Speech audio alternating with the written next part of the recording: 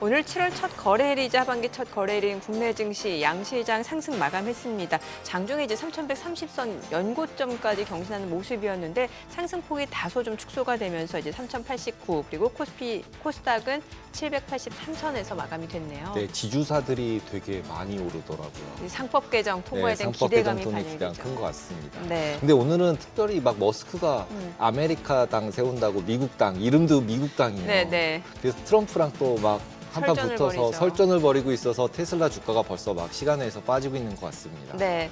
지금 보시고 계신 머니쇼는 SBS 비즈액과 유튜브에서 실시간 시청이 가능합니다. 더 많은 국내 주식 정보 받아보실 분들은 카카오톡 채널 머니랩 추가하시기 바랍니다. 오늘 증시 인사이트 출연자 바로 모셔볼까요? 상상인증권 투자전략팀 신월 팀장 모셨습니다. 어서 오세요. 안녕하세요. 네, 안녕하세요. 머스크의 저 행태에 대해서 어떻게 생각하시나요? 네, 오너 리스크이자 기회일 수도 있다고 보여지는데요. 일단은 사실 최악의 단계는 좀 지났다고 봅니다. 왜냐하면은 일론 머스크가 그렇게 작년 대선 국면에서 트럼프에게 완전 올인을 했었는데요. 그 올인을 했던 것이 트럼프에 대한 팬심이 아니라 본인말에 대한 길, 마이웨이에 대한을 지금 보여주고 있는 대목이라고 보여지고요. 특히나 이제 일론 머스크는 도지의 수장으로서 상반기에 상당히 본인만의 혁혁한 공을 세웠고 그리고 나오면서 조금 불협화음이 있었지만은 임팩트는 상당했었습니다. 그런데 이제 감세안을 이제 트리플 B 법안에 대한 부분들 때문에 지금 완전 돌아선 다시 모습을 보이고 있는데 이런 감세 법안을 통해서 미국의 지속 가능한 성장에 큰 죄를 짓는 것이다라는 비판을 하고 있고요. 그 전에 이제 도지를 맡은 것은 재정 적자를 감축을 해서 지속 가능한 성장을 본인의 나름의 역할을 하겠다라는 것인데 여기에 상충된다. 그렇기 때문에 공화당, 민주당 모두 지금 큰 죄를 짓고 있는 것이다라는 입장인 것으로 보여집니다. 즉 트럼프 편을 작년에는 들었지만 지금은 그렇지 않다라는 것은 나의 가치관에 대해서 내가 옳다고 생각하는 것을 하고 있다라는 것을 얘기해주고 있기 때문에 만약에 이게 사실 기업인이 정당을 어떻게 하는 거에 대해 성공 사례가 그렇게 흔치는 않습니다만은 어찌되었든 간에 한쪽에 확 힘이 실려 있다라면은 정권 교체가 되었을 때 또 부침이 있을 수 있는데 이거는 그냥 자기만의 길을 간다고 하고 있기 때문에 조금 다른 측면에서 봐야 될 측면도 있다라고 보여집니다. 그 초기에 머스크가 공화당 트럼프를 지지하는 것 자체가 물음표였잖아요. 네. 왜 갑자기 그러냐? 왜냐하면 이제 보조금도 삭감하고 자기가 받던 거 다 이제 줄이는 쪽으로 포커스돼서 그래서 이해가 안 된다. 네. 그랬는데 그걸 억지로 이제 끼워 맞춘 게 자율주행 이런 거 다 승인 받을 때까지만 도주를 하지 않겠냐. 네. 이제 이렇게 이제 하면서 둘이 또 그리고 짝짝꿍을 되게 잘했잖아요. 네. 그러면서 결국은 어쨌든 초기에는 이제 좀 좋은 모습을 보여줬었고 그다음에 도지하면서 사람도 많이 자르면서 공무원 해고하면서 이제 진짜로 감세하는 것 같은 그런 느낌도 보여줬었는데 지금은 너 보조금 안 주니까 그러는 거 아니야. 트럼프가 계속 그러고 있는 거잖아요. 네, 그래서 트럼프 대통령은 이제 전기차 세액 공제에 대한 부분들 때문에 네. 저 사람이 나한테 악감정을 품었다라는 얘기를 하는 것이고 일론 머스크는 그게 아니다. 지금 트럼프도 역시나 파월 연준 의장과 연준 체제에 대한 상당한 공격을 하고 있는 것은 이제는 금리 레인지까지 정해줬거든요. 1에서 2% 레인지 사이 그 어디쯤가 내려라라고 하는 것에 대해서 어떤 이유일까 생각을 해본다라면은 결국 미국의 정부 살림살이가 쉽지 않다라는 것을 지금 트럼프가 보여주고 있는 대목인데 여기에서 그 공감대는 있지만 그 가는 방향성에 대한 부분은 좀 다른 점이 확인이 되고 있다라고 볼 수 있겠습니다.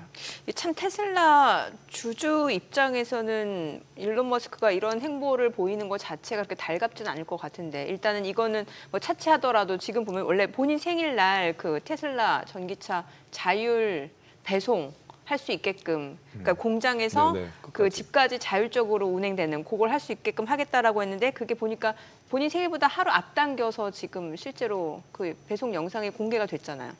네, 사실 트럼프와 관련된 불협화음에 대한 부분은 이미 선반영이 되어 네, 있고 네. 이미 정치에 발을 담군 인물이기 때문에 좋을 수는 없습니다. 그리고 신기술에 대한 기대감과 서비스에 대한 혁신 이러한 부분들이 복합적으로 작용이 되는 동시에 매크로적이거나 산업적인 측면에 있어서 다시 한번 전기차의 캐즘을 좀 불식시킬 수 있는 그런 붐업이 좀 필요한데 네. 그런 측면들에 있어서는 일부의 호재에 의해서 테슬라 주가의 일시적인 반등은 견인할 수 있을지언정 과거처럼 테슬라의 독주 체제를 견인하기에는 다소 역부족일 것이다라고 봐야 되는 것이고 결국에는 지금 자율주행이나 뭐 로보택시 이러한 부분들이 복합적으로 좀 더 시간이 소요되었을 때 상용화에 대한 가능성 그리고 시장 참가자들이 그를 좀 받아주는 대목들이 좀 광범위하게 퍼져야 되는데 지금은 말씀 주신 것처럼 좀 불편함이 더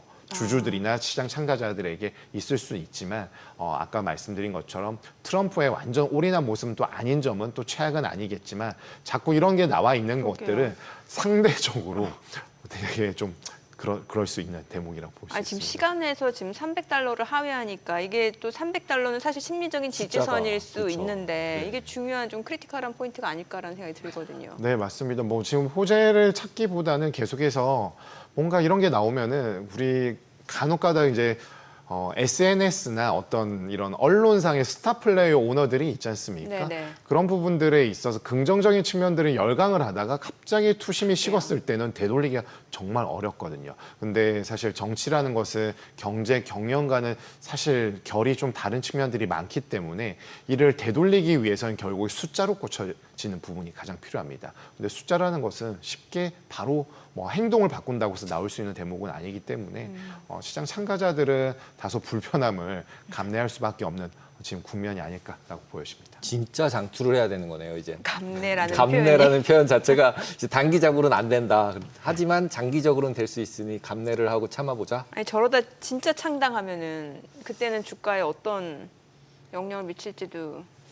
일단 걱정이 기업의 되네요. 예. 돈이 갈 가능성도 배제 못하기 때문에 네. 뭐 더 안 아무래도 좋겠네요, 그렇게 되면. 처음엔 좀 안 좋을 수 있는데 이제 지지도가 어느 정도 올라오느냐 여기에 따라 다르지 화면에 않을까. 보면은 X 설문서에서 80% 신당 창당 찬성 확인. 그렇죠. X 이제 구독자들은 네. 당연히 머스크 팔로우든 당연히 예스 눌러줘야죠.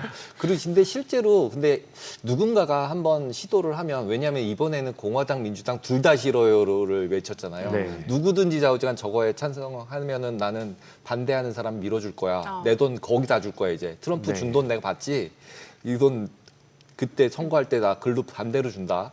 이렇게 얘기를 해버렸기 때문에 또 이제 누군가가 정치인들 중에 모이면 그리고 이제 생각해보면 트럼프가 정치를 처음 한 거잖아요. 네, 이번에 도지 들어가서.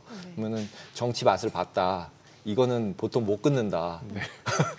이런 이야기들이 있어서 저걸 완전히 예전처럼 무시하기에는 조금 부담스러운 면이 완전 꼬리 내린 것 같았잖아요. 지난번에. 지난주에. 대의민주주의 체제에서 사실 기업인의 성공 가능성 그리 높지 않다라고 보는 것이 정설이었는데 네. 21세기 특히나 글로벌 금융위기 이후에 양극화가 심화되고 양극단의 세력들이 높아졌을 때에는 우리가 익숙지 않았던 현상들이 불거지고 있기 때문에 특히나 정치에서 자금력은 정말 중요한 핵심 팩터라고 본다라면은 뭐 세계에서 가장 부자라고 일컬어지는 일론 머스크가 한다고 했을 때 그 시장 반응은 또 다를 수는 있는 점은 기존의 사례와는 좀 다를 수 있는 점은 참조하고 좀 지켜봐야 될 것 같습니다. 네.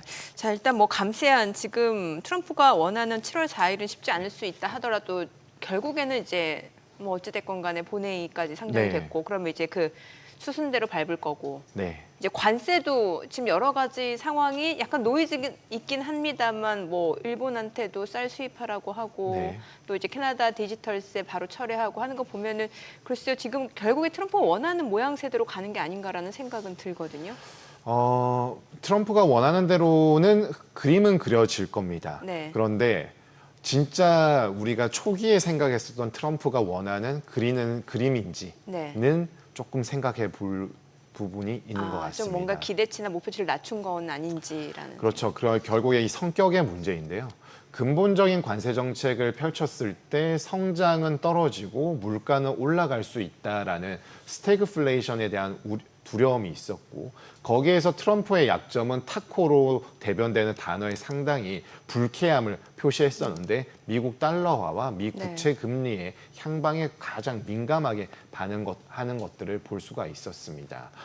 지금 전반적으로 우리가 1차적으로 관심을 가져야 할 부분들은 감세 법안의 통과 여부인데 지금 감세 법안은 상원의 표결 절차에 올라가는 것이 51대 49로 확정이 되었고 지금 이제 민주당은 절차적인 그런 합법적인 절차적인 내에서 최대한 시간을 끌어서 부결을 노리려고 하고 있는데 이 절차 표결에 통과가 될 때 53대 47이 공화당과 민주당의 의원 수인데 51대 49로 나왔습니다. 즉 민주당은 전원 반대를 했고 공화당 내에서 이탈표가 2표 정도 나왔는데 만약에 한두 표 정도 더 나오면 어떻게 되느냐라고 생각할 수 있는데 만약에 50대 50이 되게 되면은 이제 상원 의장의 역할을 하고 있는 벤스 부통령은 당연히 찬성표를 던질 것이기 때문에 최대 이탈표가 4표 이상 나오지 않는 한 쉽지 않을 수 있다. 결국에는 트럼프가 원하는 그림대로 가져갈 수는 있습니다. 다만 이번 무디스에서도 5월 달이었죠.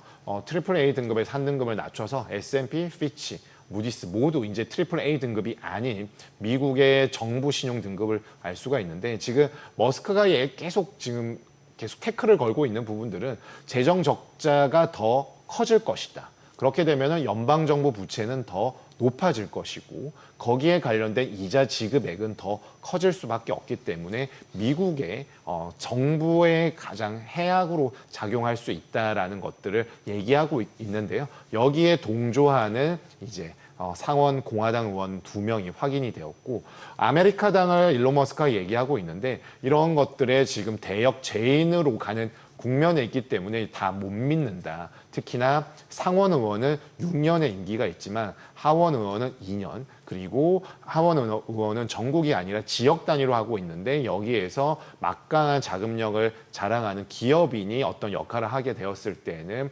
하원에서 좀 더 충격이 있을 수 있다라는 지금 시나리오들이 부상을 하고 있습니다. 뭐 잘 아시다시피 미국 신용 등급은 이미 떨어진 상황에 있고 CBO에서는 매년 2조 달러의 연방정부 부채가 늘어날 것으로 판단하고 있고요. 21세기 들어서 처음으로 GDP 대비 3%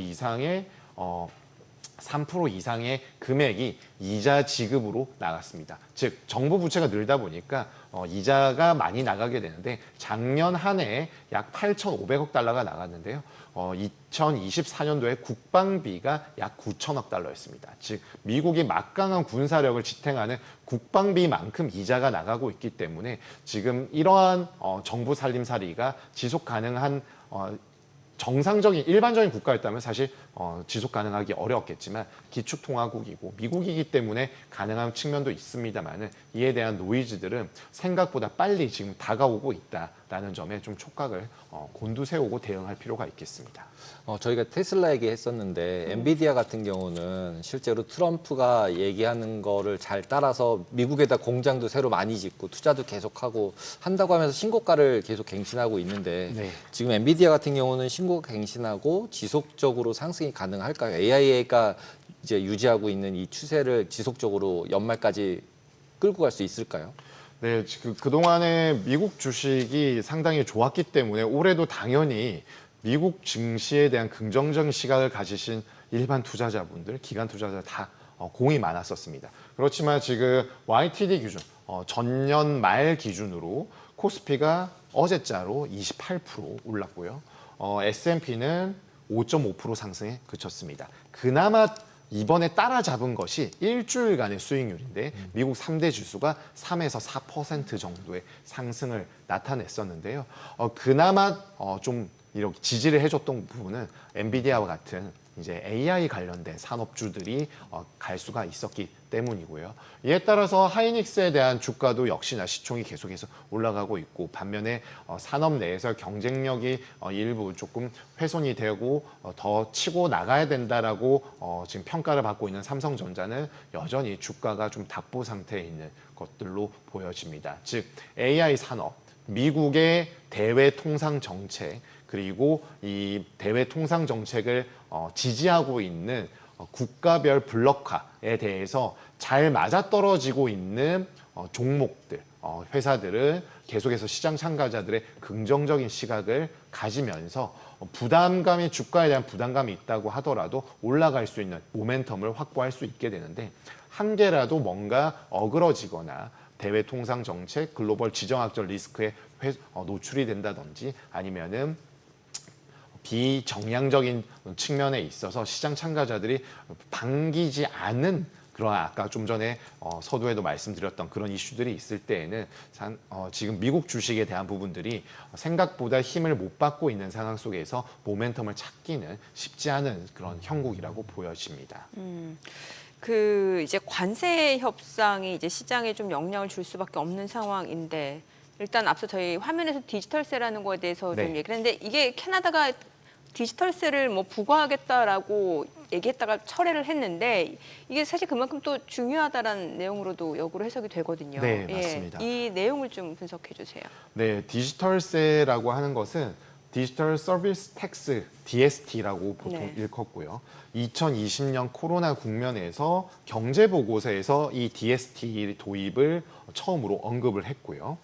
그래서 이제 이러한 부분들이 25년 6월 뭐 유예가 되다가 이제 적용이 될 예정에 있었는데 이번에 가까스로 이제 철회가 되면서 시장은 좀 환호를 했습니다. 이게 그런데 사실 빅테크 업체들의 좀 영향이 있던 거죠. 맞습니다. 예. 좀 전에 말씀드렸던 미국 주가 그래도 갈 수 있었던 것들은 그러한 업종들이 주가가 올라갈 수 있었는데요.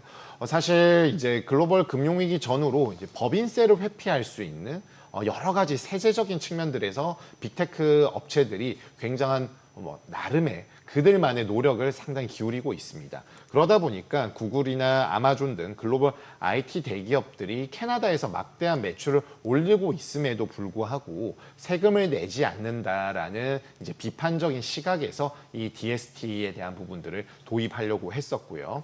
그렇게 된다라고 할 경우에는 이제 시장에서 항상 주가가 올라가고 있는 M7과 관련된 주가에는 악영향을 미칠 수밖에 없겠죠. 그동안의 세금 문제에 있어서는 비교적 자유로웠는데 이제 넷인컴에 영향을 줄 수밖에 없는 세금에 대한 문제가 캐나다가 도입을 하게 되었을 때에는 일제히 다른 국가로도 확산될 수 있다라고 판단을 할 수가 있기 때문이었습니다. 그렇지만 이제 트럼프 대통령이 관세와 이를 연계를 지으면서 상당한 압박을 가했고 캐나다는 철회를 하게 되면서 당분간은 수면 아래로 들어가게 되었던 상황이 되면서 전반적으로 증시에는 긍정적인 영향력을 행사할 수 있었습니다만은 무엇이든지 간에 이런 이미 한 번의 세제 관련 법안이 올라왔고 정권의 색깔 그리고 대외 협상에 대한 부분들을 고루고루 생각을 해본다라면은 향후에도 언제든지 다시 부상할 수 있는 재료라고 볼 수가 있기 때문에 지금은 일단 수면 아래로 내려갔지만 향후에 또 어떤 형태로 뛸지 모르는 이슈라고 판단하고 있습니다. 그러니까 지난주 같은 경우에 디지털세 얘기가 딱 나오자마자 구글이 막 급락을 했었거든요. 왜냐하면 이제 매출이 줄어드니까. 네. 그랬는데 어저께 같은 경우는 이제 철회를 했는데 오르진 않더라고요. 네. 내릴 때는 내리고 오를 때는 안 따라오르고.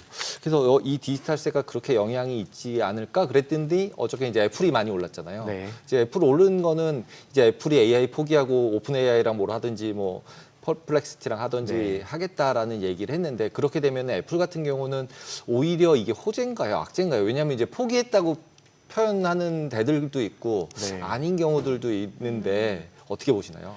일단 이 지금 AI 관련된 우리가 익히 아는 업체와 그렇지 않은 업체들의 합종 연행이 막 이루어지고 있는데 애플은 그에 대한 막대한 캐펙스를 이제 하지 않겠다라는 일종의 신호로 받아들이는 걸 맞겠고 그럴 경우에는 본인들이 잘하는 부분에 있어서 경쟁력을 계속 가져가고 그리고 AI와 같은 신산업에 있어서는 파트너십을 통해서 그들의 경쟁력을 유지하는 것이 좀 더 낫다라는 경영진의 판단이 있던 것으로 보여지고 주가에서 반응했던 부분들은 일단 지금 AI 산업에서 먼저 선두주자로 나선 이제 오픈 AI나 구글에 있어서 경쟁력만큼 애플이 치고 가기에는 조금 다소 역부족이 아니었나. 거기에 막대한 투자를 하느니 지금 잘하는 거 좀 더 잘하자라는 데는 호응을 한 것으로 보여집니다. 그렇지만 우리가 수많은 경영진의 판단들을 뒤늦게 이제 케이스 스터디로 판단하게 되었을 때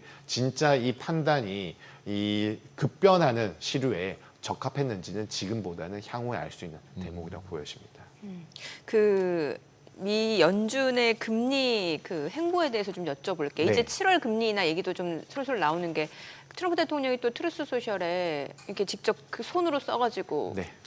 그 미국의 금리가 그쵸. 어느 정도 수준인지를 나라별로 다 네. 분석을 해갖고 노란색으로 표시까지 하고 결국에 그 위에 1%까지는 우리도 낮춰야 된다라는 거를 했어요. 네. 앞으로 예. 사람들이 글자는 안 보고 트럼프 글자 글씨 잘 쓴다고 필체가 좋다고 좋아요. 예. 오히려 거기에 더 포커스를 막 하고 있더라고요. 댓글들에. 필체가 좋긴 해요. 이렇게 약간 사선으로 이렇게 네, 사선으로 썼는데 되게 멋있게. 필체가 좋긴 하더라고요. 어떨까요? 지금 7월 금리 인하 얘기도 나오는데 뭐 지금 한 보도 내용 보니까 아마존에서 파는 중국산 제품은 이미 이제 물가가 빠르게 올라가고 있다라고 하니까 참 이게 관세가 주는 영향을 아직까지는 좀 데이터에 나오지 않은 상황이라고도 볼 수 있을 것 같거든요. 6월 FOMC가 끝난 지 아직 2주 정도 조금 지난 맞아요. 상황에 있거든요. 맞아요. 그때는 만장일치 동결이었습니다. 네네. 그리고 그렇게 이견이 없었습니다. 그런데 6월 마지막 주 주말부터 보우만 연준 이사와 월러 연준 이사의 스탠스가 조금 바뀐 부분들이 좀 비둘기적으로 됐어요. 네. 근데 그분들이 사실 가장 매파적인 성향을 띠고 있다라는 네. 인물들이었는데 맞아요. 왜 이럴까? 그래서 그림을 맞춰 보니까 네. 이제 연준 의장 파월을 이제 상당히 비난하는 비속어도 많이 쓰고요. 네. 그랬는데 갑자기 트럼프와 베센트 재무장관이 우리는 후보가 있다. 이렇게 3-4명의 후보가 있다라고 맞아요. 하니 그들 또한 포함이 되고자 하는 그런 의사의 피력 차원에서 그런 것이 아닌가라는 부분이 있는데 그만큼 정치적인 행보잖아요. 그거는. 맞습니다.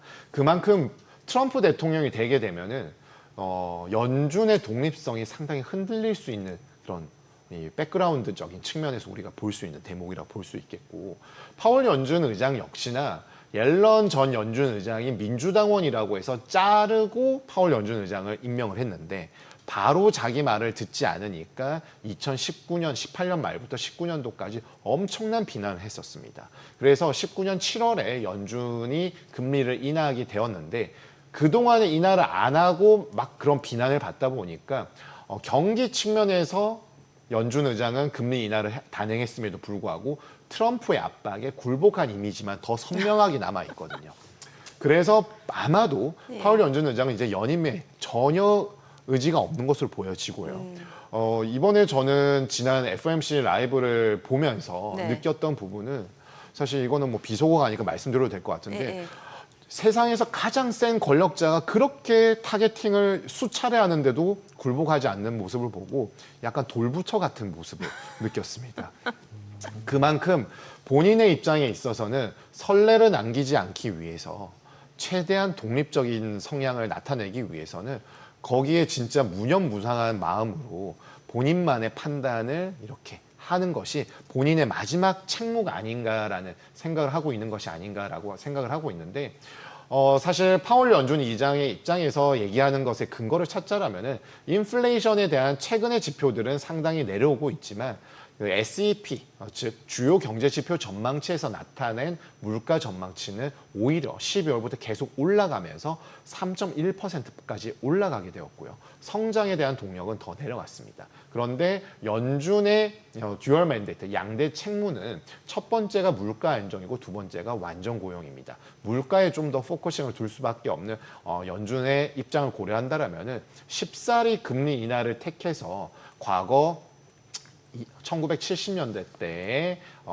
연준의 실책을 답습하지 않고 또한 독립성에 침해될 수 있는 그런 이미지를 만들어내지 않고자 하는 측면들을 보여주고 있기 때문에 7월 금리 인하 가능성은 일부에서 제기되고 있지만 아직은 높지 않다. 그러면은 9월이 그래도 조금 낫지 않을까라고 보여지고 아까 말씀 주신 것처럼 관세 유예 상호관세 유예국 7월 9일이니까요. 그렇죠. 지금 앞뒤로 왔다 갔다 하는 모습은 보이고 있으나 7월 달이 되게 되면은 9월 정도에는 그래도 선택지가 그래도 좀 열려 있을 가능성이 높기 때문에 연준은 입장에서는 훨씬 더 용이한 금리 인하 선택지를 택할 수 있다라고 보여집니다. 네. 이제 지난 밤에 이제 유가가 많이 이제 급락을 해버렸는데 전쟁 나면서 급등했다가 네, 급락으로 바뀌었잖아요.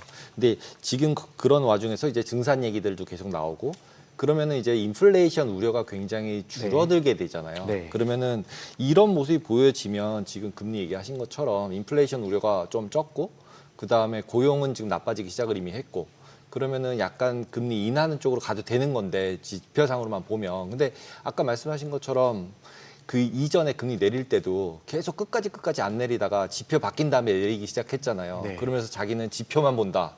근데 지금도 솔직히 지표만 보면 안 내려도 되잖아요. 네. 그러니까 결국은 파월이 별로 필요가 없잖아요. 지표만 보고 할 거면. 네, 지표가 내려간 다음에 내릴 거면 연준 의장도 필요 없고 미리 예상할 것도 필요가 없는데 그러면은 실제로는 꺾인 다음에 금리를 내리게 된다는 얘기는 경기 침체가 이미 반영된 다음에 내리겠다. 뭐 이런 얘기랑 똑같이 들리거든요. 제가 들을 때는.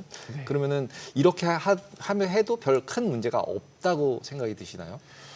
파월 연준 의장이 지난 FOMC 라이브에서 상당히 많이 얘기했던 언급이 연준 의장답지 않게 잘 모를 수밖에 없는 상황임을 굉장히 강조를 많이 했습니다. 관세 때문이다. 예, 관세도 있고 성명문에 담지는 않았지만 그 당시에는 이스라엘과 이란의 공습이 전쟁으로 이제 점점 격화되고 있는 상황에 있었기 때문에 유가도 상당히 결부될 수밖에 없었습니다. 그렇지만 그때는 상당히 짧은 시간 내에 연준이 판단하기에는 그 중동발 지정학적 리스크를 담아내고 경제 지표에 어떤 반영을 하기는 좀 짧은 시간이었습니다만은 그 당시에 유가가 60불대 초중반에서 75달러까지 급등을 하고 이제 지난주였죠. 트럼프 대통령이 이제 휴전이다, 종전이다라고 했을 때 60달러 중반으로 급락을 하는 중동발 지정학적 리스크가 상당히 그냥 거의 소멸하는 모습들을 보였습니다. 현재 오펙 플러스가 증산을 얘기하고 있는데 137만 배럴 정도까지 올렸습니다. 작년도에 220만 배럴 정도를 줄인다고 했었으니까 약 60% 정도가 다시 정상화되고 있는데 이러한 부분들을 세밀하게 우리가 어떻게 증산을 하고 감산을 하는지는 예측을 하기는 쉽지는 않습니다만은 증산의 기조가 가고 있다라는 거는 트럼프 대통령의 행보에 조금 오펙 플러스도 발을 맞추고 있다라는 정도로 해석하는 것이 맞겠고요. 이렇게 되었을 때는 코스트 푸시 인플레이션 압력은 상당히 희석이 될 가능성이 높습니다. 다만 문제는 중요한 것은 이 제도와 법률에 의해서 진행이 되는 정책 관련된 리스크가 아직도 불확실하다.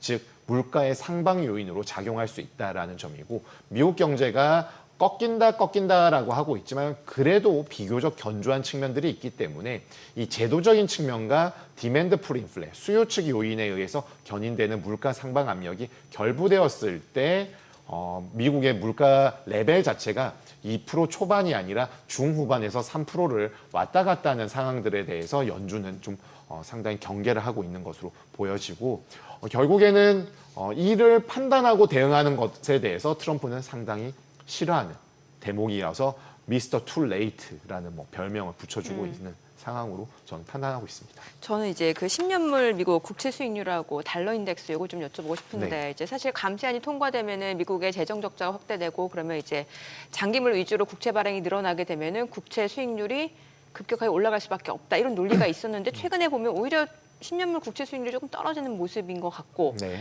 또 달러 인덱스는 아무래도 이제 미국 자산에 대한 신뢰도가 떨어지니까는 이제 달러 인덱스 자체가 떨어지는 거다라는 해석이 나오고 있는데 이게 맞는지 궁금하고요. 앞으로 뷰가 좀 궁금하거든요. 네, 결국에 우리가 이번에 트럼프 2기가 출범을 할 때 가장 무서웠던 것이 정말 약점이 없을 것만 같았던 미국 그리고 트럼프의 자신감이었었는데 얼버무리면서 채권 시장은 좀 복잡한데 조금 예민하게 반응하는 것 같아라고 하면서 상호 관세안을 유예했던 것이 4월 초였습니다. 네. 그때까지만 하더라도 채권 시장은 미국채 10년물이 3.7에서 3.8까지 급락을 했다가 바로 4.5%대까지 급등을 했었거든요. 금리가 올랐다라는 것은 채권 가격이 상당히 약해졌다라는 것을 나타내고 있고요.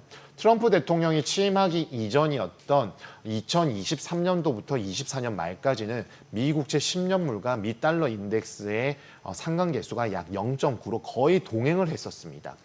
그런데 지금 최근 최근에 들어서는 왔다 갔다 하는 모습을 좀 나타내고 있는 점은 트럼프 때문에 불확실성이 높아서 자산별 민감도가 좀 커져 있다라는 점을 보여주고 있고요. 특히나 무디스의 신용등급 강등 때 미국채 10년물 금리가 다시 4.23까지 내려왔던 것이 4.5까지 올라갔던 것들은 결국에 지금 언급이 되고 있는 재정 적자의 확대, 그리고 연방 정부의 부채가 급증을 하게 되면서 미국 정부의 살림살이에 대한 신뢰도가 저하가 되고, 거기에 대표적인 것이 달러 인덱스와 미 국채 가격인데요. 여기에 대한 신뢰도가 과거처럼 굳건하지 않다라는 점을 보여주고 있습니다. 다만 최근 들어서 이러함에도 불구하고 달러 인덱스가 점진적으로 아주 약세가 아니라 중립선에서 약간 미끄러지는 모습들, 미국채 금리는 다시 떨어지면서 시장이 강해지고 있다는 점은 비단 미국의 한 국가 경제만 집중해서 볼 것이 아니라 상대적으로 좀 볼 필요가 있다라는 점을 보여주고, 중동발 지정학적 리스크가 경감이 되다 보니까 안전자산의 대표 주자인 스위스 프랑과 일본 엔화에 대한 선호 심리가 미약해질 수밖에 없는 점은 달러의 상대적인 가치를 지지해 줄 것이고요. 전반적으로 미국 연준의 차례에 대해서 시장 참가자들은 그동안에 연방 정부, 행정부 측면에서 좀 더 포커싱이 되어 있었다라면 이제는 금리 인하에 대한 기대감이 올라오면서 시장 금리의 하방 압력에 조금 더 열어두는 측면들을 볼 수가 있겠습니다.